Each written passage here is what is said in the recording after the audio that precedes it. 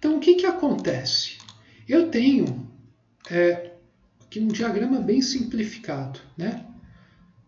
Tem raios luminosos, né? Um elemento químico emite esses raios luminosos, esses raios se propagam para o espaço, e daí ele vai atingir nossos sentidos, né?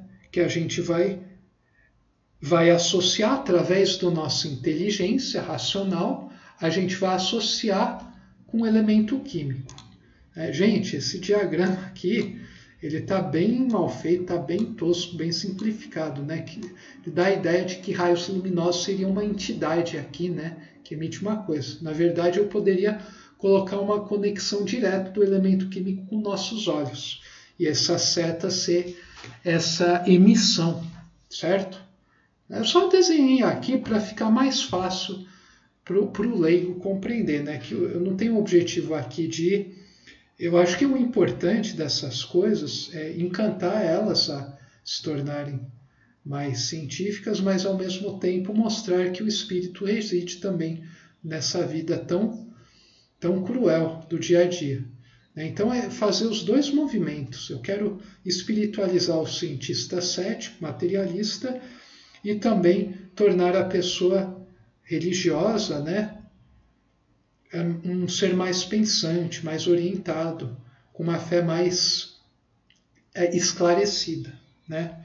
Então, vejam só, o elemento, ele sempre, desde que, muito antes da gente estar aqui no planeta, ele emitia, né, suas radiações, e a gente, desde que surgiu, a gente sempre captou isso.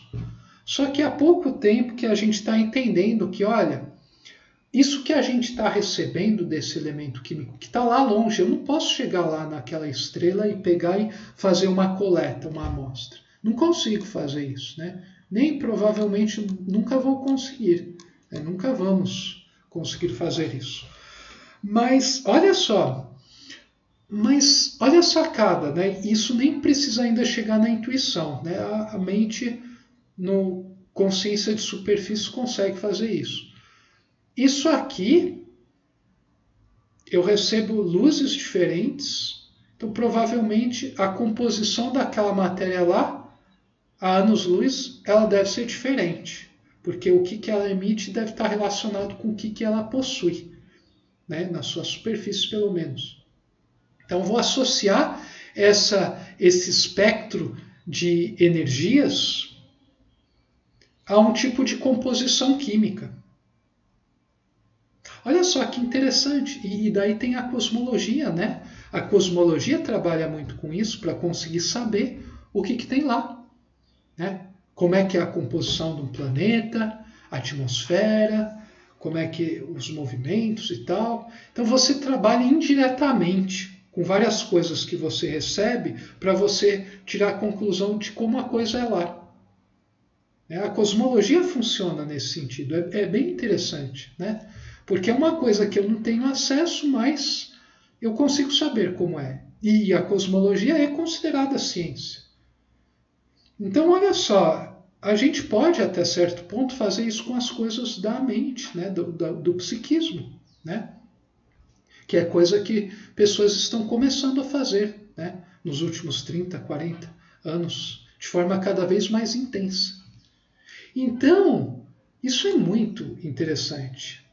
Daí você tem aqui, né, você tem uma fonte, tem um espectroscópio, vai emitir sua luz e vai ter um espectro. Então, isso aqui é um diagrama simplificado de como funciona a espectroscopia, né? Como é que eu meço algo.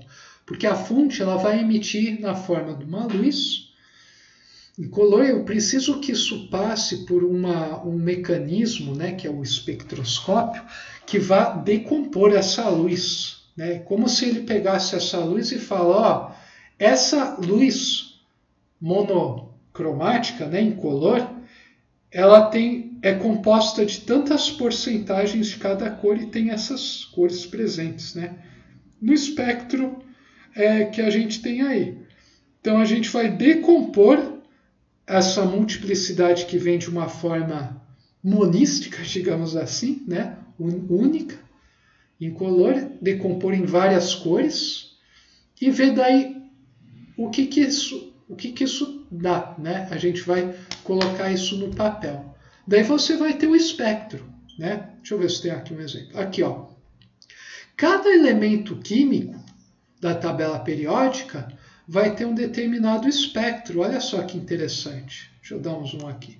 Se vocês encontram no Google, basta digitar, né?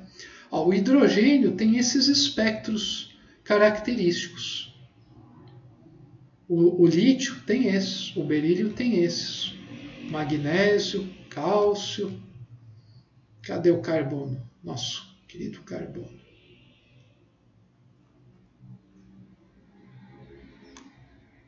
Carbono, né? Ó, o carbono tem outros, nitrogênio, alumínio. Né? Cada elemento químico vai ter o seu espectro. Todos são diferentes, se vocês separarem. Então, essa é a mesma tabela periódica, só que do ponto de vista das energias. Então, a gente está relacionando aqui a constituição da matéria com a energia com a qual ela está acostumada, com que ela ressoa mais. Você pode ver isso aqui também como a matéria, cada elemento atômico está ressoando mais com esses tipos de energia que eu estou vendo aqui, né? Então vocês percebem que interessante a relação entre matéria, né, e as energias. Daí aqui você tem as faixas, né, de energias. Daí você tem os tipos de radiação, né? Você tem as ondas de rádio, micro-ondas, infravermelho, luz visível, ultravioleta, raio-x, raio gama, né? Indo mais aqui você chega nas energias gravíficas. Então você vai aumentando, né, à medida que você está andando nesse sentido, da esquerda para a direita, você aumenta a frequência da onda e você, consequentemente, reduz o comprimento de onda. E vice-versa no outro sentido.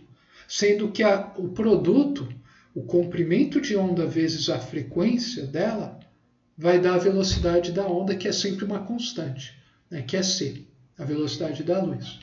Sendo que a visível está apenas numa faixa bem estreita aqui. E a ordem do comprimento de onda é 0,5 vezes 10 a menos 6 metros. Isso aqui dá meio micrômetro. Você pega 1 milímetro e divide ele em 2.000, você vai ter o comprimento da onda da luz visível. Tem ondas que são maiores, menores, e cada uma delas vai manifestar de uma maneira no nosso mundo perceptível, né? Daí aqui você tem uma escala desse comprimento de onda logo abaixo, para você ter uma ideia de qual é o tamanho do comprimento dessas ondas. Olha só que interessante. Os raios gama e até as ondas gravíficas, que são até um pouco menores, estão no nível de núcleo atômico, né? Não vos parece razoável que a energia gravífica, que tem um comprimento de onda pequeníssimo a nível da matéria, né, dos elementos constituintes da matéria, tem um comprimento de onda justamente que case com o tamanho da matéria, e as ondas gravitacionais elas influenciam o comportamento da matéria, né, a atração e repulsão da matéria. A repulsão a gente não percebe. Nosso universo a gente já viu por quê. Né? Eu não vou ficar me repetindo, quem está com dúvida volta lá atrás. Então, olha só que interessante, a escala, né, esse comprimento de onda está relacionado à escala no qual você tem ressonância com fenômenos típicos, se você começar a perceber. Isso aí pode abrir, né, dar vários insights para as pessoas que fazem vários tipos de estudos, né, em vários campos, né, em vários campos, desde as botânica até a zoologia, o ser humano, a neurociência, a matéria, né, as forças da matéria, células, né, as sociedades humanas e por aí vai. Daí você tem as frequências associadas. Percebam que a frequência vai diminuindo à medida que o comprimento vai aumentando e vice-versa, né? Então você tem uma relação, uma é inversamente proporcional ao outro, né? Por isso o produto dos dois sempre dá uma constante. Você tem uma ideia de uma hipérbole se você traçar um gráfico lambda versus f. Lambda, comprimento de onda, e f, frequência. Muito bem. E daí você tem aqui, ó, a temperatura dos objetos em que essa radiação é a mais intensa. Daí você também percebe, né, que corpos muito quentes estão a temperaturas, né, altíssimas, e eles possuem um espectro, né, que é emitido mais para o azulado. E quanto mais frio, você vai indo para o amarelo, depois para o verde, vermelho, né, verde, né, amarelo, vermelho, até chegar nos cores mais quentes, assim, que paradoxalmente são as mais expressam maior frieza do corpo, né? Então, isso é muito interessante, né? Se você ver, se você estiver estudando essas coisas, né, mesmo no ensino médio, mas se tiver esses olhos que eu estou passando, né, da grande síntese, você vai ver as coisas de forma muito, mas muito diferente, né?